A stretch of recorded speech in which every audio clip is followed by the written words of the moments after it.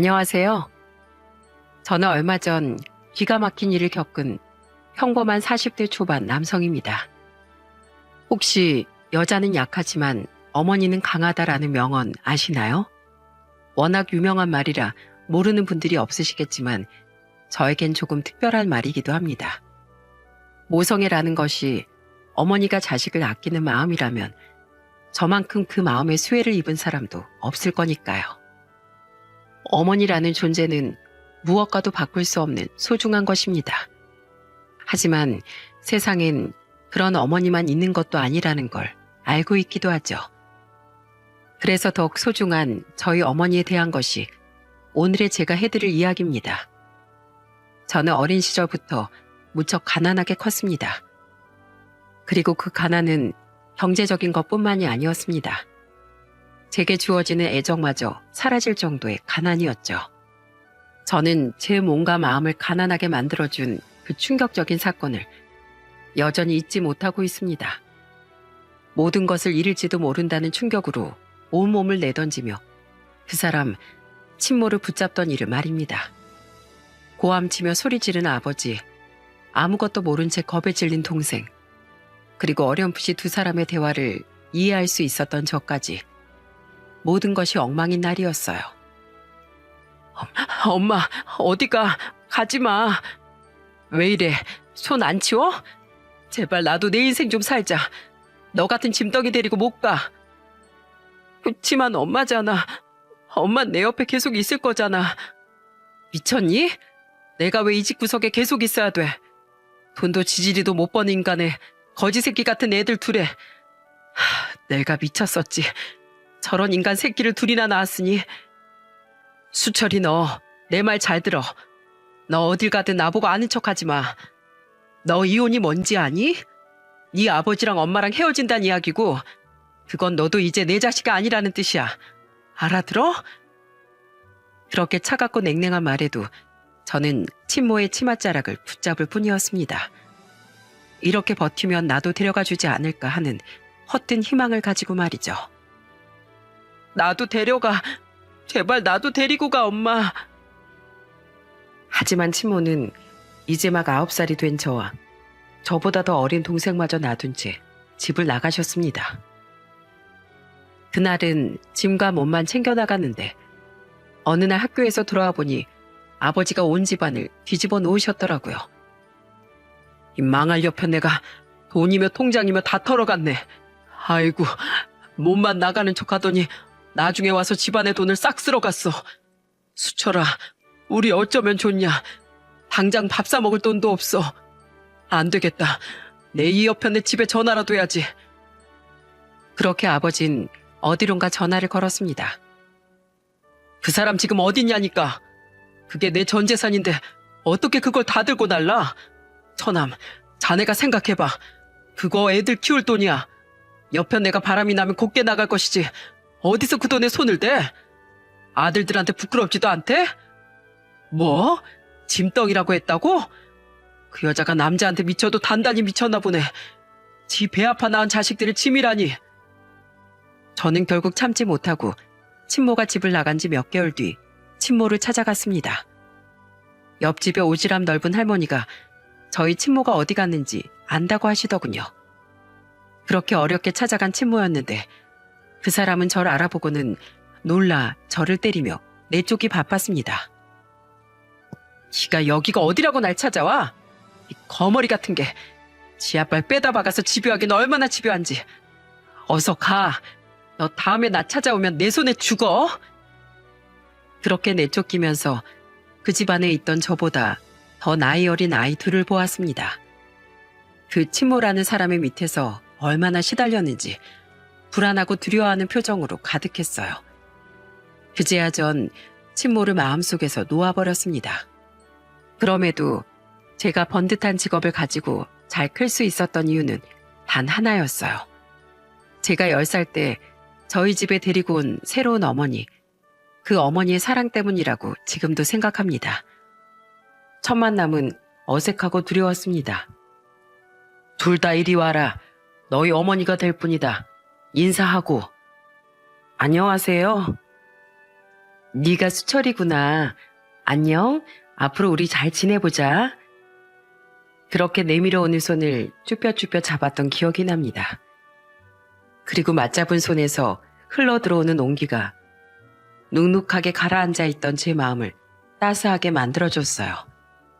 어머닌 그날부터 저희 집에서 함께 생활하기 시작했습니다.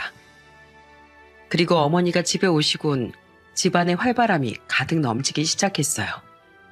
특히 어머니가 들어오고 달라진 건 아버지였습니다. 아버진 좋은 분이셨지만 저희와 가깝진 않으셨어요. 항상 바빠서 저희는 멀리 놀러 간 적이 거의 없었는데 어머니가 들어오고선 아버지도 바뀌셨어요. 우리 아들들 오늘은 엄마가 동물원에 가고 싶다고 하는데 같이 가줄 수 있을까? 그럼요. 지금 갈 거예요? 오늘? 신난다. 저 호랑이 보고 싶어요. 호랑이.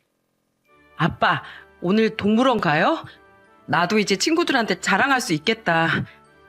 이 녀석들 그렇게 좋아? 미안하다. 아버지가 너희들한테 신경을 많이 못 썼구나. 내 일에만 정신이 팔려서. 지금이라도 자주 놀러 다니자. 그래서 가족 사진도 많이 찍고 추억도 많이 만들고. 좋지, 아들? 네. 그렇게 어머니가 가고 싶다는 이유로 여기저기 놀러도 많이 다니게 됐거든요. 저희가 가자고 하면 떼쓰는 것처럼 보이니 어머니가 먼저 말씀해 주신 거였어요. 저희가 가고 싶은 곳에 가고 싶다고 말입니다. 재혼이셨지만 참 사이가 좋은 부부였어요. 어린 제 눈에도 보일 정도로요. 게다가 아버진 친모와의 헤어짐을 겪고 많이 힘들어하셨지만 어머니를 만나고부턴 더 좋은 가장이 되기 위해 노력하셨습니다. 그리고 그 노력 덕분인지 저희는 점점 아버지의 관계를 돈독히 만들어가고 있었어요. 모든 것이 새로운 저희 어머니 덕분이었습니다. 그래서 전 어머니를 더욱 존경하고 좋아하게 되었죠. 그렇지만 헤어짐은 소리 소문 없이 저희를 찾아왔어요. 아버진 제 나이 13, 초등학교 6학년 때 일을 하시다가 사고로 돌아가셨습니다. 여보, 이렇게 일찍 가면 우린 어떻게 해요? 이 어린 두 아들을 두고 왜 먼저 가는 거예요? 약속했잖아. 나 꼭 행복하게 해준다고 약속했잖아. 큰 소리로 우는 어머니를 보며 전 어떻게 어머니를 달래야 하나 그 걱정뿐이었습니다. 하지만 어머니는 장례식이 끝난 뒤로 눈물을 보이지 않으셨어요. 마치 울면 모든 게 무너진다고 생각하는 듯 꾹 참고 계셨습니다. 저희가 어머니를 따라 올까봐 걱정하시는 것 같았죠. 4명의 가족은 3명의 가족이 되었고 집안은 천천히 기울어가기 시작했습니다. 돈이 없으니 친구들과 어울리지도 못했고 그 탓에 친구들에게 놀림도 많이 받았어요. 지금 생각해보면 어린애들 장난 같은 괴롭힘이지만 그 당시엔 가슴에 사무치는 그런 말들이었죠. 이런 거 살 돈도 없냐? 너흰 아빠가 없어서 그래. 우리 엄마가 가난한 애들이랑은 놀지 말라고 했어. 동생은 그런 이야기를 들을 때마다 욱해서 친구들을 때리거나 화를 냈어요. 그럴 때마다 어머님 불려갔고 전 그런 어머니를 보고 있을 수만은 없어 동생에게 진지하게 말했습니다. 영호야, 형 이야기 잘 들어. 너 계속 그렇게 화내고 사람 때리다간 정말 엄마까지 우리 곁에서 사라질지도 몰라. 그래도 괜찮아? 엄마가? 제 말에 동생이 깜짝 놀라 절 쳐다보면서 되묻더군요. 그 모습이 사뭇 진지했습니다. 그래, 이 바보야. 너 계속 사고치면 맨날 일하느라 늦게 오는 엄마가 얼마나 힘들겠어. 그러다 지쳐서 나가버리면 어떡하려고. 미안해, 형. 나 다시는 안 그럴게. 제 말에 동생은 너무 놀라 그 자리에서 바로 울음을 터뜨렸습니다. 그날 동생은 일을 마치고 돌아온 어머니 품에 한달음에 달려가 안기더군요. 엄마, 제발 아무 데도 가지 마. 라며 울고불고 난리였죠. 그러면서 착한 어린이가 되겠다고 말하더군요. 아무것도 모르던 어머니는 웃으며 동생과 저를 안아주었습니다. 왜 갑자기 그런 말을 해? 엄만 너희들 놔두고 어디 안 가. 여기 이렇게 내 보물들이 있는데 어딜 가. 그렇게 저희 세 가족은 서로를 의지하며 좀 더 견고한 가족의 울타리를 만들어갔습니다. 아버지가 돌아가시고 난 후 어머니 많은 일을 해야 했습니다. 아버지와 결혼 전엔 외할머니가 운영하시는 가게에서 일을 했지만 외할머니와 외할아버지 모두 돌아가시고 없는 상황이었기에 그 일을 하실 수도 없는 상황이었죠. 그래서 어머니가 선택하신 것은 가정부였고 가정부의 월급만으론 두 아이와의 생활비가 감당이 되질 않아 결국 새벽엔 녹즙 배달까지 해야 하셨습니다. 그래서 어머니는 꼭두 새벽에 나가시고 저녁 8시가 돼서 집에 돌아오셨어요. 저는 최대한 의젓한 형 노릇을 해야 했습니다. 제가 못하겠다고 하면 어머닌 저와 동생을 두고 아무것도 못하셨을 테니까요. 새벽 4시에 일하러 가는 어머니는 항상 저희의 아침을 차려두고 가셨어요. 그리고 자고 있던 저와 동생을 한 번씩 꼭 안아주셨습니다. 그리고는 나지막하게 미안하고 사랑한다고 말해주셨죠. 특히 저에겐 동생을 맡겨 미안하다고 고맙다고 해주셨어요. 저는 그런 어머니의 기대에 부응하기 위해 더 열심히 동생을 돌봤습니다. 그렇지만 저도 한창 때 청소년이었고 놀고 싶을 때도 있었습니다. 그걸 참을 수 있었던 이유는 어머니 뒷모습 때문이었던 것 같아요. 작고 연약한데 쓰러지지 않으려 애쓰는 그 모습이 지금 생각하면 안쓰러운 마음이 들었던 것 같습니다. 동생에게 충고를 한 뒤로는 동생이 그나마 사고를 덜 치니 저도 동생을 돌보는 것이 힘들지 않았습니다. 그런데 하루는 어머니가 퇴근 시간인 8시가 되어도 돌아오질 않으셨어요. 저는 슬슬 걱정이 되기 시작했습니다. 30분이 지나가고 9시가 되어도 어머니 돌아오지 않았어요. 저는 동생과 함께 저녁밥을 먹고 씻고 숙제를 하고는 동생을 9시에 재우고 밖으로 나왔습니다. 밤 9시가 되자마자 현관문 앞으로 나갔습니다. 그리고 그 늦가을 추운 밤에 현관 앞에 쪼그리고 앉아 어머니를 기다렸어요. 어머니의 모습이 보이지 않는 시간이 길어질수록 저는 초조함과 두려움으로 점점 힘들어졌습니다. 어머니가 늦게 온 적이 없었기 때문에 마음속으론 오만 가지 생각이 들더군요. 어머니에게 무슨 일이 생긴 건 아닐까? 아니면 우리가 싫어서 어머니도 집을 나가버린 건가? 아니면 아버지처럼 어머니도 사고가 나신 건 아닐까? 그런 초조한 마음으로 기다리는데 눈물이 찔끔찔끔 나더군요. 얼마나 더 기다렸을까요? 그때 어머니가 문 앞에 쪼그려 앉은 절 보고 놀라서 달려오면서 절 불렀습니다. 수철아, 너 여기서 뭐해? 집에 들어가 있지 않고. 어머, 이 차가운 얼굴 좀 봐. 왜 밖에 나와 있었어? 들어가서 기다리지. 엄마가 너무 늦어서 엄마가 혹시 안 오면 어떡하나 하고 엄마가 집을 못 찾는 건 아닐까 하고. 그제야 마음이 놓인 전 입 밖으로 나오는 대로 웅얼거렸습니다. 어머니가 돌아왔다는 생각에 마음이 풀려버린 저는 눈물이 흘렀어요. 아버지가 돌아가신 후로 한 번도 울지 않았던 제가 눈물을 보이자 어머니도 깜짝 놀라셨나 봐요. 엄마가 우리 수철이 걱정하게 만들었네. 미안해. 오늘 잠깐 들릴 때가 있어서 갔다 오느라 늦었어. 갑작스럽게 생긴 일이라 너한테 미리 말 못한 것도 미안해. 다음엔 엄마가 꼭 연락할게. 미안해, 우리 아들. 이렇게 걱정하고 마음 아프게 해서 엄마가 미안해. 결국 그날은 저도 어머니도 둘이서 그 밖에서 부둥켜 안고 눈물을 흘렸습니다. 그렇게 집 안으로 들어온 어머니는 차가워진 제 몸을 녹여주려 라면 하나를 얼른 끓여주셨어요. 그때 그 맛은 지금도 잊지 못할 정도로 맛있었습니다. 그 뒤로 어머니 늦게 오는 일은 없었어요. 늦을 땐 항상 말을 하셨고 그래서 전 안심했죠. 그렇지만 저는 몰랐습니다. 여자 혼자서 아이를 키우며 산다는 것이 얼마나 힘든 것인지 말입니다. 그냥 제 할 일만 잘한다고 어머니를 짓누르던 책임감과 피로가 사라지진 않는다는 것 또한 몰랐죠. 제가 고등학교에 들어갔을 무렵이었습니다.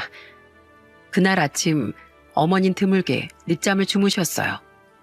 힘든데 겨우 일어나신 것 같았죠. 걱정하는 저에게 걱정하지 말라며 약 먹고 나면 괜찮아질 거라며 집에 있던 종합 감기약을 2알 먹고는 일을 하러 나가셨어요. 어머니를 보며 오늘은 쉬시라고 말씀드리고 싶었지만 저는 그 말을 꺼내지 못했네요. 그리고 그 찝찝했던 마음은 곧 후회가 되어 돌아왔어요. 그날 저녁 집에 돌아온 어머니는 저녁 식사 준비를 하다가 쓰러지셨습니다. 저는 너무 놀라 병황이 없었어요. 뭘 해야 할지도 모른 채 어머니만 계속 불렀죠. 어머니 이마는 뜨거웠고 몸은 축 늘어졌어요. 어머니 폰으로 구급차를 불러 병원으로 향했지만 저는 아무것도 모르는 그냥 학생일 뿐이었어요. 응급실에 갔더니 감기 몸살과 과로인 것 같다고 하더군요. 약을 잘 먹고 며칠 푹 쉬면 좋아질 거라는 말을 들었지만 저는 도무지 안심이 되지 않았어요. 동생을 집으로 돌려보내고 엄마를 지켜보는데 한숨이 절로 나왔습니다. 고등학생인 나는 아직 어머니를 지켜줄 수 없구나 싶은 마음에 고등학교 졸업 전에 공장에 취직이라도 해야 하지 않을까 하는 생각을 했어요. 어머니를 이대로 무리를 하도록 만들고 싶지 않았거든요. 당시엔 제 성적이 좋은 편이어서 선생님은 대학 진학을 목표로 했으면 좋겠다고 저를 설득했지만 저는 이번 일을 통해 진학에 대한 생각을 버리려고 했어요. 차라리 일찍 취직하는 게 어머니와 집에 더 보탬이 되지 않을까 생각했거든요. 그렇게 골똘히 앞으로 일에 대해 생각하고 있는데 어머니가 눈을 뜨셨어요. 저는 놀라 소리쳤죠. 엄마, 정신 들어? 수철아, 여기 병원이야? 엄마 밥하다가 쓰러져서 불러도 대답도 없고 구급차까지 부를 필요는 없었는데 수철이가 많이 놀랐나 보네. 엄마 그냥 단순한 감기인데 최근에 잠을 잘 못 자서 힘들었나 봐. 이제 엄마 다 나았으니까 집으로 돌아가자. 어머니 그렇게 말하며 간호사를 불렀습니다. 저는 이대로 집에 가는 게 불안했어요. 엄마, 입원하고 있다가 의사 선생님이 가라고 하면 가. 또 무리하다가 넘어지면 어떡해.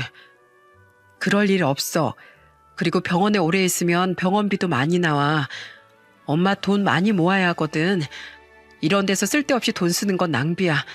그러니까 집으로 돌아가자. 엄마, 나도 잘 모르지만 엄마가 일을 2개나 하면 생활이 좀 넉넉해 하는데 꼭 그렇지도 않잖아. 우리가 돈을 펑펑 쓰는 것도 아닌데 돈은 다 어디에 가는 거야? 저는 단순하게 어머니가 일을 줄였으면 하는 마음으로 물었던 거였어요. 엄마가 돈을 악착같이 모으는 건 너희가 앞으로 대학을 가거나 결혼을 하면 써야 할 돈이 생기기 때문이야. 아무것도 없으면 막상 일이 닥쳤을 때 아무런 도움도 되지 못하잖니. 적어도 너 하고 싶어 하는 건 시켜주고 싶어서 그래. 난 대학 갈 생각 없어. 그러니까 엄마 무리 그만하고 일 하나로 줄이고 모아놓은 돈으로 엄마 좀 편하게 살아. 나도 빨리 취직해서 엄마 도울게. 수철아, 엄마 무리하는 거 아니야. 우리 아들 미래를 위해서 힘내는 거야. 오늘은 엄마가 잘못했고 미안해. 하지만 다음부터는 엄마도 좀 더 신경 쓸게. 그리고 대학에 안 가기엔 이 성적이 너무 아깝잖니. 그러니까 다른 생각 말고 대학교 가. 지금은 좀 힘들어도 네가 원하는 대학 나와서 원하는 직장 들어가면 언젠가 엄마에게 더 도움될 일이 있지 않을까? 그러니까 미리 포기하지는 말자.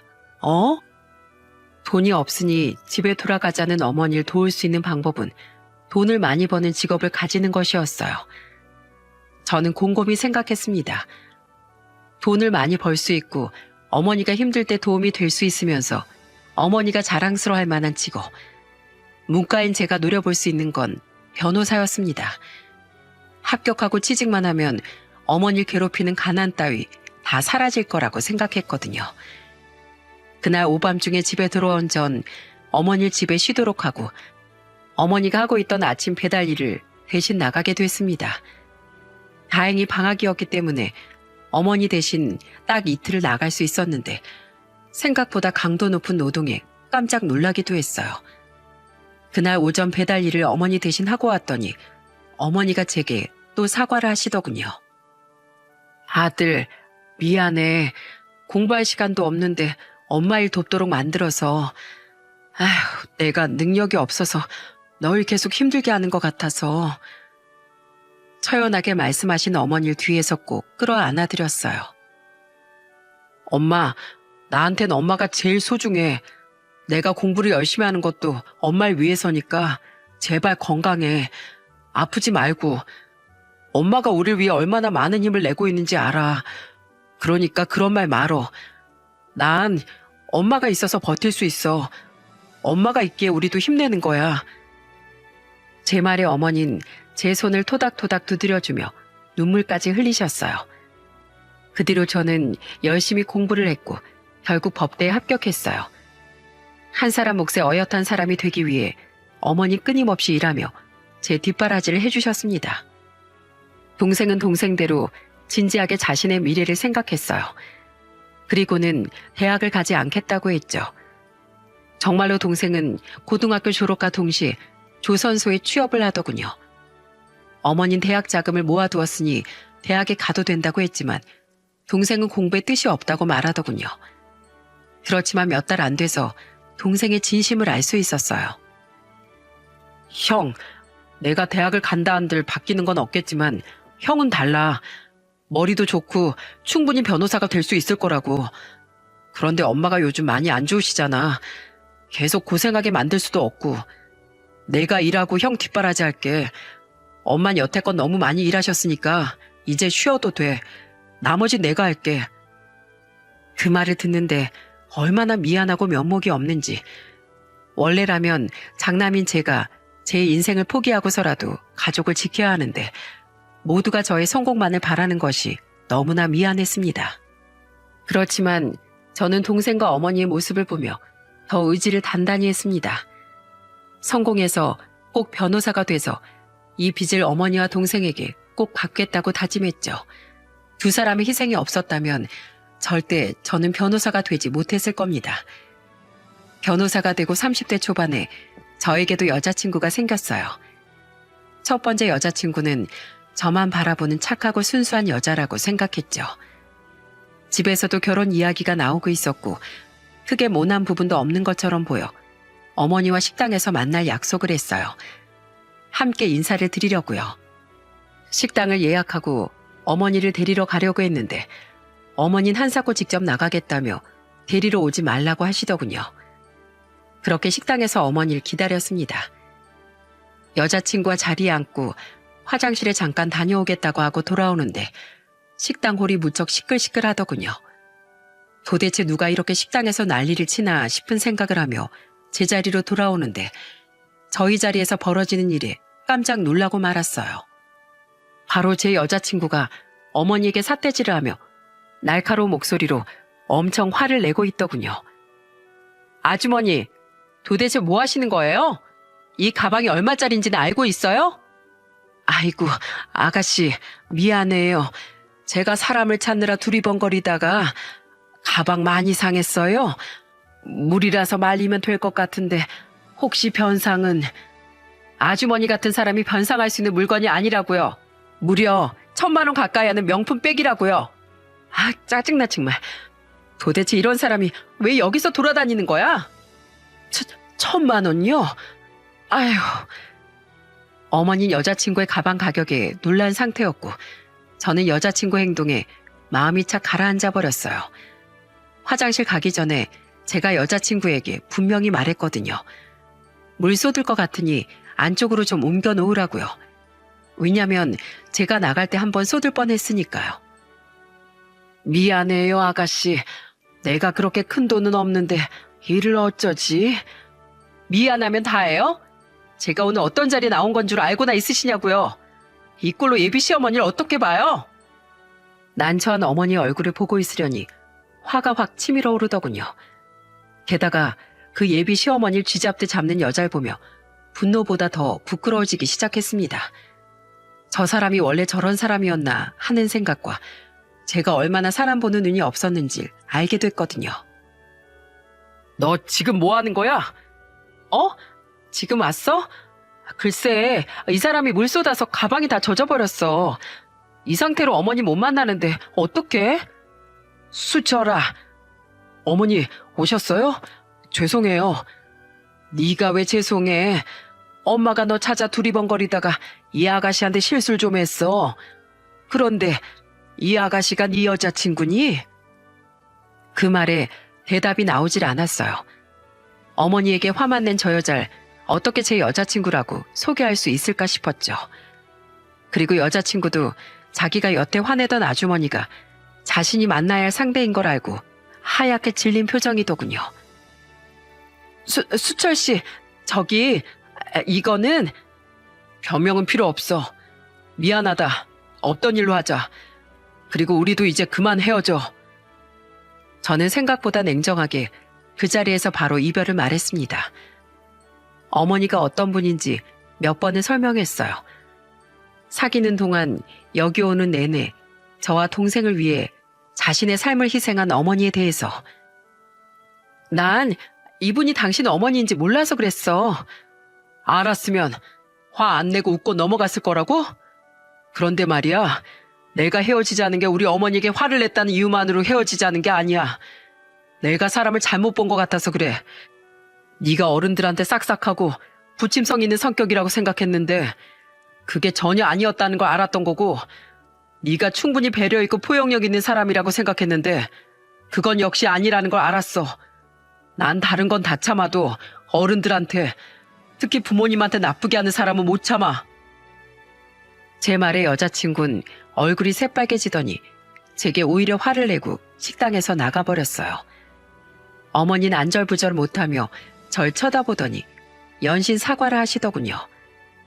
어머니가 사과해야 할 일이 아니었는데 어머니는 제 일만 관련되면 언제나 사과부터 하셨어요. 그게 너무 죄송했죠. 사과를 해도 제가 사과를 했어야 하는데. 그렇게 그 여자친구와는 헤어지고 저는 제대로 된 여자가 아니면 어머니에게 데려오지 말아야겠다고 생각하게 됐습니다. 그렇게 30대 중반까지 여자친구도 없이 그냥 홀로 어머니나 모시며 사는 건 어떨까 고민하던 중에 만난 것이 바로 지금의 아내였어요. 아내는 당시 회사원으로 제 친구의 소개로 만나게 됐어요. 야무지고 뭐든 완벽해 보이던 이 사람은 부모님을 일찍 여의고 스스로의 노력만으로 자신의 인생을 개척한 사람이더군요. 그리고 무엇보다 부모님에 대한 정이 애틋했습니다. 그래서인지 나이가 많은 분들에게도 무척 잘하고요. 그렇게 아내와 가까워졌고 곧 결혼을 전제로 만나게 되었습니다. 저희 어머니에게 소개시켜 주려고 했을 때도 예전의 일이 생각나 좀 걱정이 되긴 하더라고요. 하지만 걱정할 필요가 없었죠. 두 사람이 참 잘 맞았거든요. 어머니는 음식을 차려놓고 기다리셨어요. 많이 먹어요. 내가 일만 하느라 솜씨가 그리 좋진 않아. 아니에요. 정말 맛있어요, 어머님. 부모님 돌아가시고 이렇게 따뜻한 밥을 먹는 게 몇 년 만인지 모르겠어요. 밖에서 사 먹으면 이런 맛이 안 나거든요. 진짜 신기하네요. 부모님이 일찍 돌아가셨나 보네. 여기 오기 전에 한 번 들렀어요? 네? 어딜요? 부모님 산소 말이에요. 아직 안 갔으면 오늘 가는 길에 꼭 들렀다 가요. 부모님이 얼마나 기다렸을꼬. 아가씨가 이렇게 커서 결혼하는 거 보고 싶으셨을 텐데. 그리고 내 말도 좀 전해주고. 아가씨 우리가 잘 보살필 테니 걱정하지 마시라고. 그 이야기를 듣는 동안 제 아내는 코와 눈이 빨갛게 익더니 이내 눈물을 필사적으로 참고 있더군요. 그렇게 저희는 가는 길에 아내의 부모님 산소에 인사를 드리고 결혼 준비를 했습니다.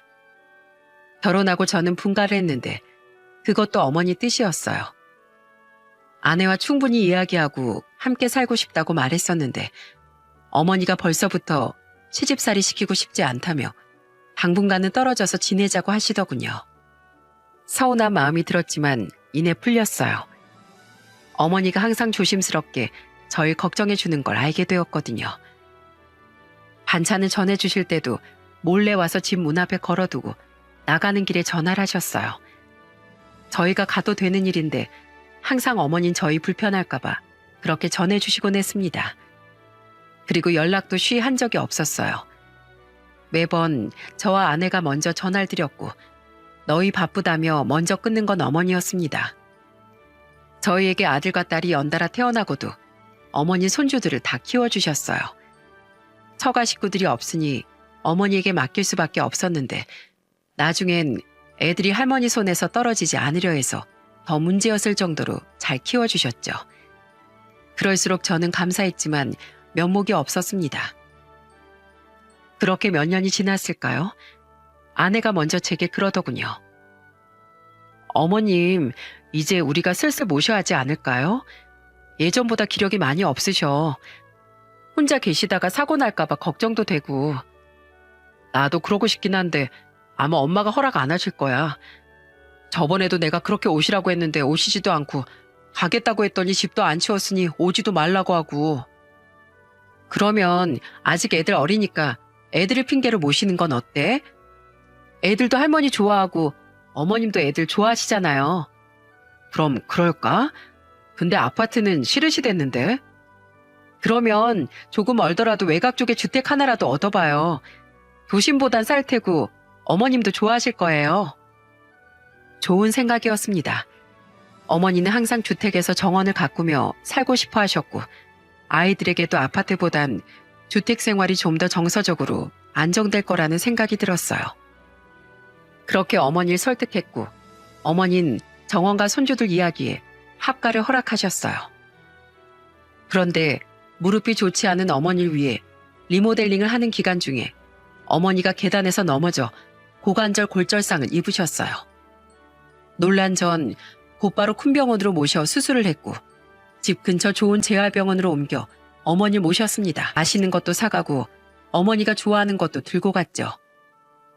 병원밥 맛없을까봐 반찬도 싸드리고요. 그리고 입원한 지 일주일이 되던 날 그 악몽 같은 일이 벌어졌던 겁니다. 그날은 주말로 남동생과 둘이서 어머니께 가기로 한 날이었어요. 별 생각 없이 선물을 들고 병실로 들어가려는데 밖에서도 들릴 만큼 큰 소리가 안에서 나더군요. 뭔가 이상하다 싶어 문을 열고 들어갔는데 어머니가 웬 여자에게 삿대질을 받으며 욕을 먹고 계셨습니다. 당신 이러는 거 자식들도 알아? 모르지? 모르니까 이런 염치 없는 짓을 할 수 있는 거야. 이 도둑고양이 같은 년. 네가 어디서 안주인 행세를 해? 내가 모를 줄 알았어? 몇 번을 말해도 듣질 않아. 거긴 네 자리가 아니라고 말했지? 한 번에 들어도 이해가 안 되는 상황에 저는 너무 놀라 냉큼 어머니 앞으로 튀어가 어머니 앞을 가로막았습니다. 대체 이게 뭐 하는 짓입니까? 그런데 상대방이 굉장히 당당한 표정으로 서 있더군요. 그리고 굉장히 불쾌한 기분이 들었습니다. 그리고 곧 그 불쾌한 기분의 정체를 알게 됐어요. 상대방이 제 친모였기 때문이었죠. 늙어서 인상이 많이 바뀌었지만 잊을 수 없는 얼굴이었어요. 친모를 앞에 두고 어머님 부들부들 떨고 계셨어요. 이 사람이 왜 화를 내는지 아는 듯한 모습, 그리고 화를 내는 게 당연하다는 모습을 하고 있으니 저야말로 정말 미칠 지경이었습니다. 도리어 상대방에게 화를 내도 모자랄 판에 울고 계시다뇨. 어머니, 무슨 일 있었어요? 어서 나한테 말해봐요. 수철아, 어쩌니 이를 어째 네 친엄마가 너희들 내놓으라고. 어머니는 선뜻 말하지 못하고 내내 울먹이며 제 팔만 부여잡았습니다. 하얗게 물든 손끝이 얼마나 필사적인지 말해주는 듯해서 저도 어머니 손을 꽉 붙잡아드렸어요. 울긴 왜 울어? 네가 뭘 잘했다고 울어? 며느리며 아이들한텐 진짜 엄마 노릇하면서 즐거웠지?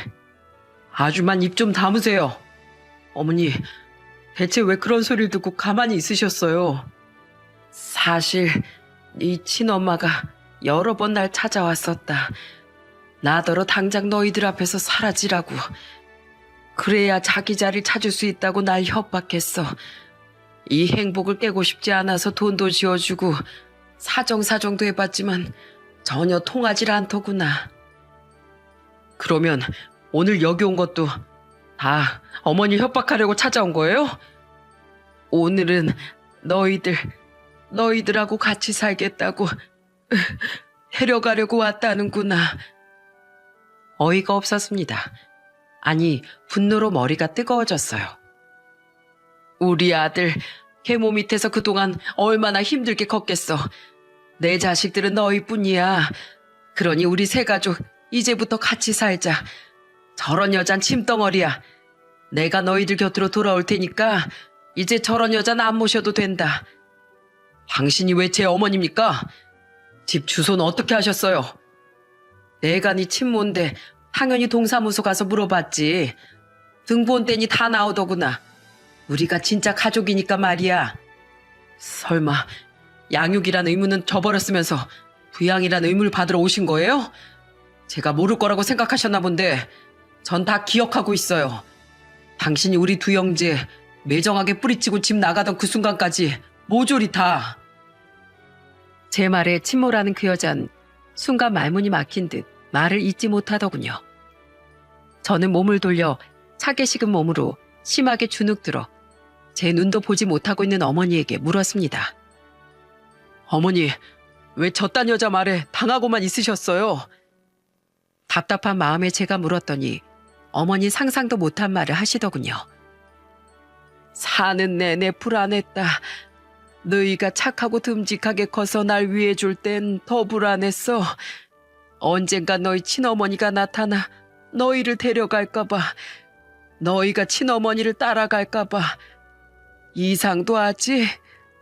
정이 들면 들수록 욕심이 커져갔어. 너희가 진짜 내 자식이면 얼마나 좋을까 하고. 처음으로 듣는 어머니의 말에 저와 동생은 어머니의 손을 붙잡고 오열했습니다. 저만 불안한 거라고 생각했어요. 어머니가 저희를 버릴까봐. 그런데 어머니도 똑같은 걱정을 하고 있었다는 걸 듣고 나니 어머니도 그 긴 세월 동안 마음고생을 많이 하셨구나 느꼈습니다. 제 손을 잡으며 우는 어머니가 너무 연약하고 작아 보여서 저는 더욱 꼭 안아드렸습니다. 저저 여우 같은 게? 네가 뭘 어떻게 해도 그 아이들은 내 자식이야. 내가 내 배 아파 낳은 내 자식이라고. 저희 어머니 살면서 저희한테 싫은 소리 한 번 안 하셨어요. 구박 같은 거 받은 적도 없이 온전히 사랑받으면서 컸습니다. 우리 형제가 이렇게 잘 클 수 있었던 건 다 어머니 덕분이에요. 아이고, 어떻게 너희가 저 여자 편을 들 수가 있어. 아들을 뺏기게 생겼네. 뺏긴 게 아니라 버린 거잖아요. 다른 남자랑 눈 맞아서 바람 피고 간 거 100번 양보해서 이해할게요. 당신 인생이니까. 그런데 당신 자식 키워줄 남편 돈 다 가지고 도망친 것도 모자라 당신을 찾아간 자식 때리고 쫓아내는 게 친엄마가 맞긴 합니까? 저는 여기 있는 어머니 외엔 어머니로 모실 생각도 없고 수발들 생각도 없습니다. 함께할 생각 일절 없으니 우리 형제 앞에서 어머니 행세할 생각 마세요. 수철아, 그만해라. 그래도 널 낳아준 어머니야. 그래서는 안 된다. 천륜을 끊을 수는 없는 노릇이다. 내가 널 키웠다면 그 사람은 널 낳아준 사람이야. 그러니까 너무 모질게 그러지 말어라. 그 사람이 없었으면 너 태어나지도 못했을 거야. 이 와중에도 어머니는 못난 저를 타이르셨습니다. 자식도 버리고 남편도 버리고 애 키울 돈까지 다 들고 도망친 여자도 침몰하고 말이죠. 자신이 욕먹고 손찌검 당한 것도 있는데 어떻게 제가 참을 수가 있나요? 어머니가 참는다 하셔도 제가 참을 수 없었습니다. 제가 이렇게 성장할 때까지 저를 만들어준 분을 모욕하는 건 참을 수가 없었어요. 어디서 착한 척 불쌍한 척이야? 이러니 자식들이 홀라당 넘어가서 이 애미한테 모진말을 하지. 저 여자가 애들을 잘못 키웠어. 내가 키웠어야 했는데. 그 말을 들으니 웃음이 나더군요. 아직도 이 사람은 모르고 있었습니다. 우리 형제가 피 한 방울 섞이지 않은 어머니를 지극정성으로 모시는 이유도요. 이제 와서 부모 노릇할 생각하지 마시고 있는 가족이나 잘 챙기세요. 저흰 피 한 방울 안 섞여도 여기 있는 이분을 어머니로 모실 겁니다. 여태까지 남으로 살고자 하셨으니 앞으로도 남처럼 살아주세요. 저희한테 애정이고 뭐고 없으시잖아요. 있었다면 살아있는 동안 한 번은 찾아왔겠죠. 도대체 왜 이제 와서 가족 타령이에요? 버리고 떠났으면 이미 남남이에요. 저희가 어린 것도 아니고 다 커서 이제 중년인데 이제 와서 저희 찾아요? 말해보세요. 진짜로 절 찾아온 이유가 뭔지. 정말 알고 싶었습니다. 왜 이제와 우릴 찾는지, 왜 이렇게 난리를 치는지, 친모가 저희를 왜 찾아왔는지 그 이유를 아시겠나요? 보시다시피 그 집안에서도 결국 친모는 쫓겨난 거예요. 자식 버리고 야반 도주까지 해가며 만난 남자가 나이가 드니 친모를 무참히 버렸던 걸로 보였습니다. 이유야 안 봐도 뻔하겠죠. 늙으면 곱게 늙으라는 말이 있는데 친모의 저런 성격을 받아줄 사람은 대한민국에 극히 드물 겁니다. 말은 그 남자가 바람을 폈다고 하는데 자업자득 아닌가요? 본인도 바람 펴서 우리 가족을 버렸듯이 똑같이 당하게 된 셈이었죠. 결국 친모는 낙동강 오리알 신세가 되어 저희를 급히 찾은 모양이었습니다. 다른 사람들이 있는 곳에서도 아랑곳하지 않고 싸우는 친모의 모습을 보며 참 어리석은 사람이라는 생각이 들었습니다. 있는 자식 둘을 잘 키웠다면 이런 일이 벌어지지도 않았을 것을요. 참 웃긴 일이죠. 저희를 가슴으로 키워주신 어머니는 친자식이 아닌 우리를 30년 동안 키워 이만큼 극진히 대접받으며 사랑받고 사는데 친모라는 사람은 30년 동안 키운 자식들에게 버림받고 결국 돈 한 푼 없이 내쳐진 상황이니까요. 그렇게 뿌린 대로 열심히 거두는 친모의 모습을 더 이상 보고 싶지 않아 저는 곧 병원 관계자를 불러 두 사람을 내보내달라고 요청했습니다. 친모를 피해 병원을 옮긴 어머니는 그간 저희에게 과거를 모두 말씀해 주셨어요. 아이를 낳지 못하는 어머니가 고향으로 돌아와 시리에 빠진 아버지를 만나셨다고 합니다. 어머니는 아버지도 힘들어 보였지만 저희가 너무도 마음에 걸렸다고 했어요. 자식도 낳아보지 못한 내게 모성 같은 건 없다고 생각했는데 참 이상한 일이지. 네가 내 손을 꼭 잡아주는 그 순간 그때 그 마음이 생겨났어. 그땐 아주 작은 마음이었는데 돌보면서 더 커지더라고. 그래서 네 아버지와 결혼하고 너희 엄마가 됐지. 행복했다. 울고불고 찢고 볶고 싸우는 너희를 보는 것만으로도 아주 흐뭇했어. 아버지 돌아가시고 왜 저희를 포기하지 않으셨어요? 어머니 핏줄도 아니고 집만 되던 저희를. 그땐 이미 정이 많이 들었거든. 내가 너희 없이 못 살 것 같았어. 사람들이 남의 자식 키워봐야 아무 소용없다고 뭐라 했는데도 뭐 틀리지도 않았지.